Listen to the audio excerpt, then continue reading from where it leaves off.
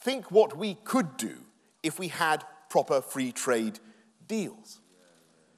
And that is why it is so sad and so desperately wrong that we are preparing to agree terms with Brussels that will make it much more difficult, if not impossible, to do such deals.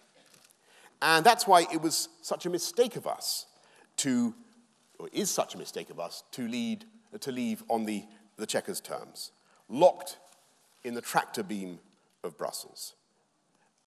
We will not only be prevented by the Chequers deal from offering our tariff schedules, we will be unable to make our own laws, to vary our regulatory framework for goods, agri-foods, and much more besides. And that is politically humiliating for a £2 trillion economy.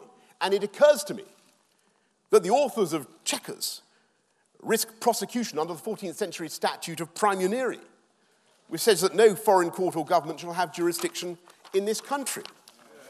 It would mean... Look it up. Look it up. It would mean that UK business and industry, the entire economy, would be exposed perpetually to regulations that might have been expressly designed at the behest of foreign competitors to do them down.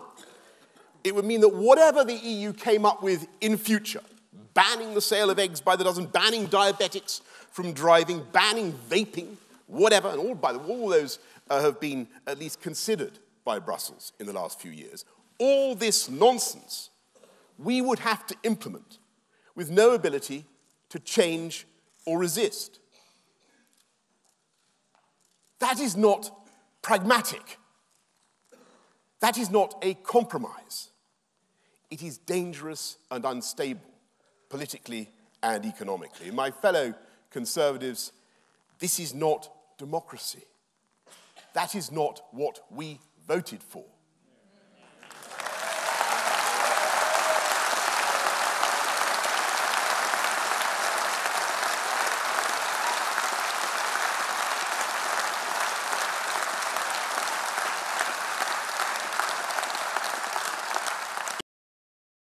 It is a constitutional outrage.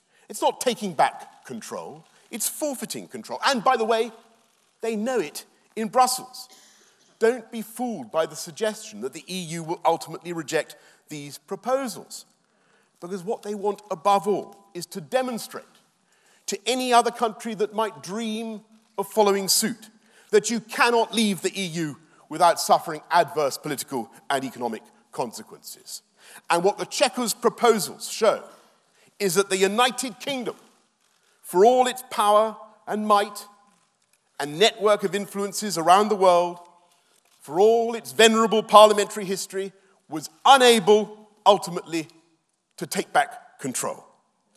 And instead of reasserting our ability to make our laws, the UK will be effectively paraded in manacles down the Rue de la Loi like karatekas. And do not believe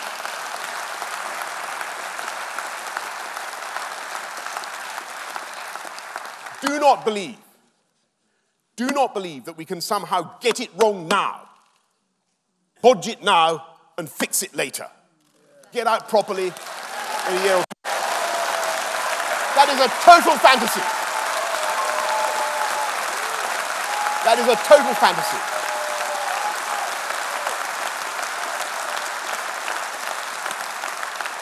The opposite will take place. I've been watching the EU professionally for 30 years, and every time a referendum goes against the federalist cause, I have seen how the centripetal forces lock on, and slowly, the offending country is winched back into place. And by its manifest democratic injustice, Chequers provides the perfect logic and argument for those who want Britain to return to the EU, and is therefore a recipe for continued acrimony.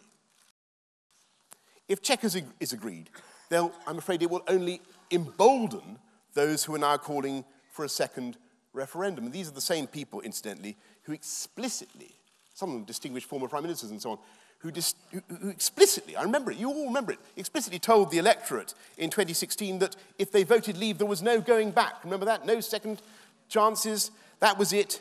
We're leaving the customs union and the single market. They now say that no such thing was on the agenda, but that was what they said then. And they said that the people had to get it right in 2016 because they would never be asked again. And they are now cynically campaigning to do just that in a way that I think would be disastrous for trust in politics. People